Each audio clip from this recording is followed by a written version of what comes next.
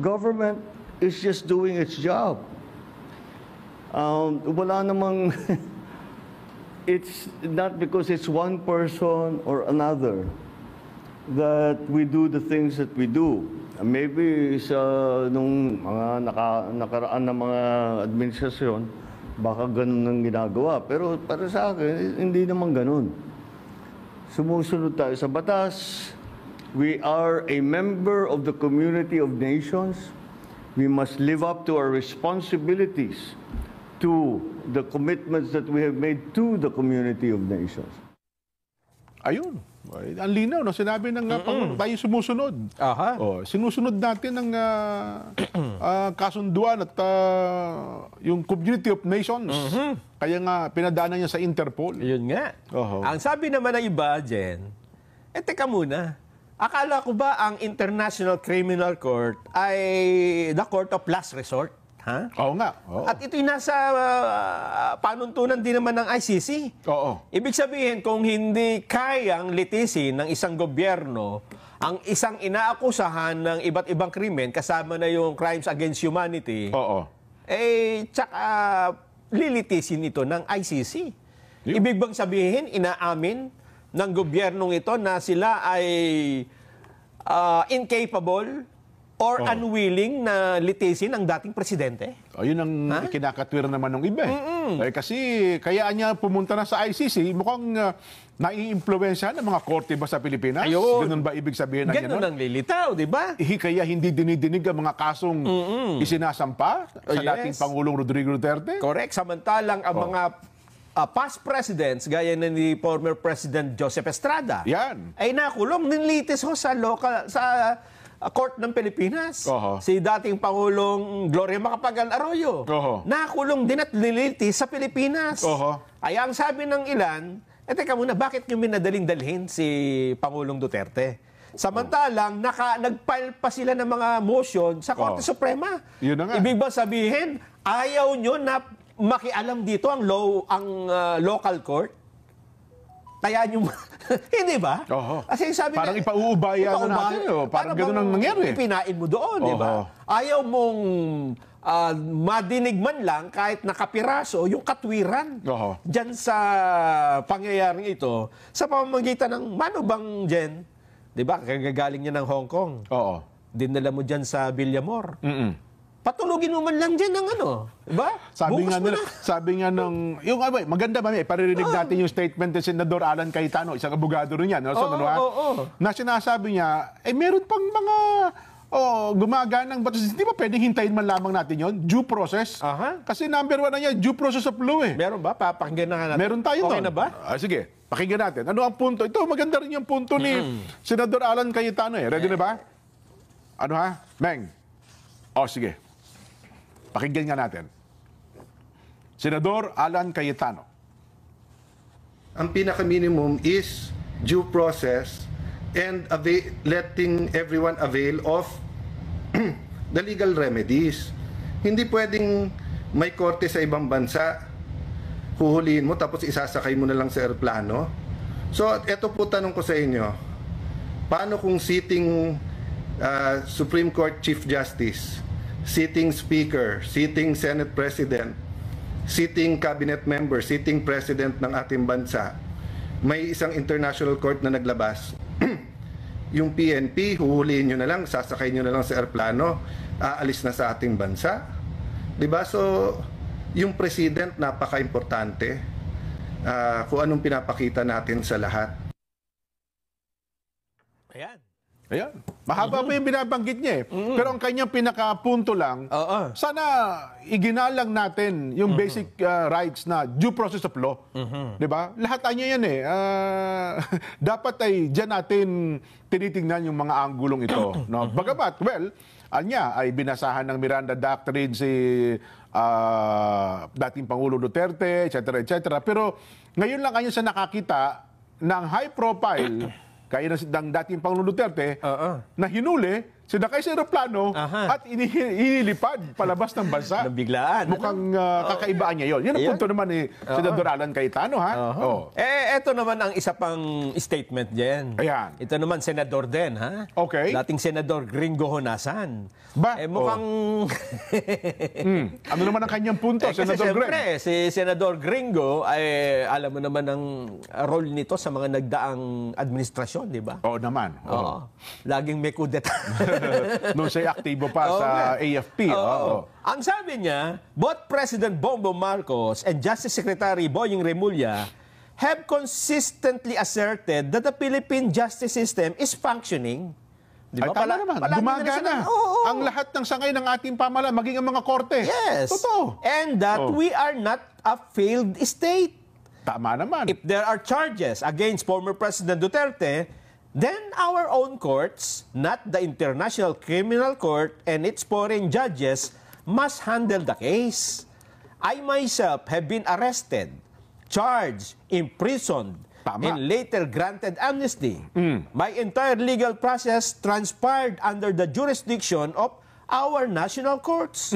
Tama. Similarly, former Presidents Joseph Estrada and Gloria Macapagal Arroyo faced legal battles, were imprisoned, and went through the judicial process within the bounds of Philippine law. What is happening now is a dangerous precedent. So pareho sila ni... Parang pagka itong sinundan natin, baka sa mga susunod, ganyan na mangyayari. Kasi para magiging jurisprudence na niya, di ba? Isang gagayahin na, kukopyahin na niya ng masusunod na pangyayari yan. Sasabihin kasi, hindi, pwede naman pala. Ganyan pala sa Pilipinas. Nangyari na dati. Pagka pinaresto, ilipad mo agad. Bago pa mag-file ng petition sa Korte Suprema. Yun ang punto ni, ni Alan Cayetano. Tsaka yun din ang... Pero teka lang, baka sabihin ng ating nanonood, teka lang, Joseph Estrada, Gloria Macapagal Arroyo, Gringo Honasan, wala silang reklamo sa ICC, sa International Court, kundi local court ang mga kinaharap na kaso nila. Kaya hindi siguro sila agad sinakay sa aeroplano at dinala sa iba yung dagat. Hindi talaga sila nadalhin doon. Kasi dito sila lilitisin. Ang gusto lang ipakita dito, ang Pangulong Duterte, dating Pangulong Duterte, hindi mo na kailangang ilipad ng eroplano dalhin sa daig dahil pwede mo siyang litisin dito, kagaya ng ginawa kay ERAP at kay GMA. Ayan. Yun ang punto dito. Bakit kailangan mo dalhin doon, di ba? Wala ka bang korte rito? Di ba?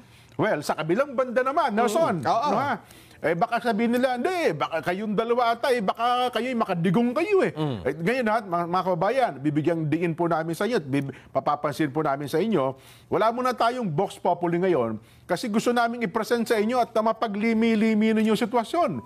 Ano naman ang sagot ni Attorney Claire Castro? Ayan. Di ba? Baka sabihin kasi nila, isang panig lang Ano naman ang sagot ni Attorney Claire Castro?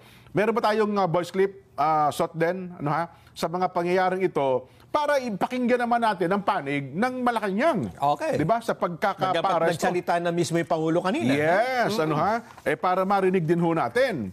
Sige nga, ano naman ang katiran ng Malacanang sa pangyayaring ito? Pakinggan natin. Hindi po ba pagbabaksak ito ng gobyerno? Unang-una po, may warrant of arrest. Pangalawa, may case na nakafile. Pangatlo, may mga di umanong biktima na magsasalita patungkol sa kaso. Hindi po ito basta gawa-gawa na kwento. May mga biktima. Hindi ito pagpaplanta ng ebidensya. Hindi galing ang kaso sa Pilipinas. Ito ang kaso ay pending sa ICC. Ano ang magiging dahilan nila para himukin ang taong bayan na mag-alsa laban sa pamahalaan? Samantalang ang pamahalaan ay gumagawa, tumutupad ng batas. Ang pagtawag ba ng people power ay paglabag sa batas? Dapat ang mga tao ngayon, ang mga kababayan natin, mag-isip, alamin, ano ba ang nangyayari? Ang kasong ito sa ICC ay hindi gawa-gawa ng pamahalaan. Gawa ito sa panahon ni dating Pangulong Duterte. Gawa ito ng war on drugs ni dating Pangulong Duterte. At aminado siya rito. Bakit isisisi ang pag-i-issue ng warrant of arrest, ang pagpapadala sa kanya sa ICC, kung siya mismo sinabi ni dating Pangulong Duterte, "Sue me. I will take all the legal responsibilities on this." Bakit tayo ngayon umiiyak? Samantalang pinapatupad lang naman natin kung ano ang nasa batas. Ayun, Nelson, ang malinaw na sagot naman at punto ng Malacanang. Di ba? Ayun nga. Oh. Tanong naman nila, nasa batas din naman na pwede kang dumulog sa Korte Suprema, hindi ba? Dapat bigyan mo nga, actually, meron pa nga motion for reconsideration, di ba? May motion for appeal. Bakit hindi mo muna bigyan ng pagkakataon na masagot yung mga tanong? Kasi tinatanong nga yung legality nung pag-aresto di Bigla ba? kong naalala, Nelson, singit ko lang. Yung kaso ni Tebes hanggang ngayon, no? Extradition niya, dapat nakabalik ko sa Pilipinas. Hanggang ngayon, dinidinig pa sa... Nasaan ba siya? Sa Timor-Leste. Timor-Leste. Si Arnold Tebes, na may kasong murder sa Pilipinas, ay pinapa-aresto natin sa Interpol. Di ba? Inaresto siya doon. Nakulong na. Kaya lang nag-file siya sa Timor-Leste ng appeal. Hanggang ngayon, dinidinig pa rin. Ibig sabihin, hindi siya dinila agad dito. Hindi nung nag-file ng appeal, bago pa dinig yan, dali mo na rin dito. Di dapat ganun ang sinabi natin. Sa Interpol, pwede pala baka yun. nagkamali tayo, hindi tayo nagpadala aeroplano doon. Kung nagpadala tayo ng aeroplano sa Timor-Leste at kinuha agad si di ba? Yun nga. At meron pa rin atang mga ganyang mga usapin. Kung pwede pala yun, dapat ginawa nila kay Tebes. Diba? Isang halimbawa, yung dating Congress Mark Jimenez, MJ. Nagkaroon din ng extradition yan, di ba? Sa Amerika pa yata naman. yun. Pero bago siya dinala, dinilitis mo na sa Pilipinas.